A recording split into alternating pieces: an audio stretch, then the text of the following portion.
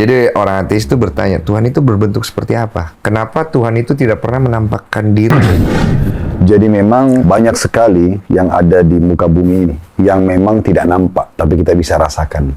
Ya. Dan itu pasti ada sebabnya kenapa dirahasiakan. Contoh misalnya, kita kan rasakan lapar, haus, ngantuk, sakit, suka, benci. Tapi kan tidak ada wujudnya. Tapi kan kita bisa rasakan keberadaannya kan. Betul. Kita bisa rasakan lapar itu. Kita bisa rasakan haus itu, capek itu, sakit itu, ngantuk itu, suka itu, benci itu. Semua kita bisa rasakan. Dari ini memang pasti ada satu rahasia kenapa dia tidak diwujudkan. Karena memang cukup dengan merasakannya, orang udah tahu. Dia nggak butuh lihat wujudnya untuk mengatakan, oh nanti kalau nampak wujudnya lapar itu baru saya akan mengatakan diri saya lapar. Kan nggak perlu. Dia udah secara alami, oh ya ini lapar. Solusinya mengarah ke makan dan tidak bisa diganti ke yang lain. Nah, dengan adanya lapar itu, dengan adanya diri kita juga, dengan adanya solusinya harus makan tidak bisa kepada yang lain. Kan berarti kan ada satu sistem yang mengatur itu. Nah, sistem ini dah diatur oleh Sang Tuhan Allah. Gitu.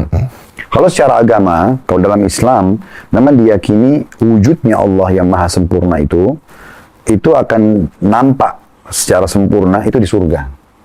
Di surga. Oh begitu. Jadi memang di dunia ini tidak dinampakkan kepada kita, tapi banyak bukti-bukti kalau dia ada. Seperti pergantian siang malam, turunnya hujan, populasi manusia, populasi hewan-hewan, tumbuh-tumbuhan.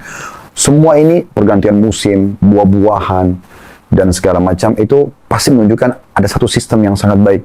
Bahkan di diri kita sendiri misalnya, fungsi mata melihat, telinga mendengar, hidung menghirup, bibir mengucap, lidah mengecap, misalnya tangan menjamah, kaki melangkah. Ini kan ada bentuknya dan ada sistemnya.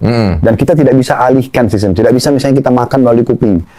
Nggak bisa kita misalnya bernafas melalui mata. Memang ada, berarti kan ada yang mengatur. Ada fungsi. Ya, dan ada pengaturan. Ini kan tidak mungkin kalau tidak ada yang mengaturnya. Nah, itulah mengerucut kepada Tuhan tadi. Iya. Nah, kalau kita hubungkan dengan agama, memang dalam Islam itu Allah Subhanahu wa taala menjadikan nikmat terbesar di surga nanti melihat wajahnya dan zatnya yang maha sempurna.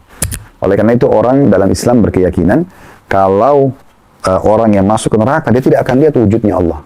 Dia hanya nanti melihat, kata Nabi Muhammad SAW, nanti kalian akan dibangkitkan di mahsyar pada hari kiamat, kalian akan melihat Tuhan kalian dalam bentuk cahaya yang sangat terang seperti bulan purnama. Oh, itu di mahsyar, jadi dibangkitkan nanti untuk ditanya, ditimbang amal baik, amal buruk itu nanti Allah datang dengan para malaikat tapi masih dalam bentuk cahaya yang terang. Belum bisa dilihat wujud aslinya.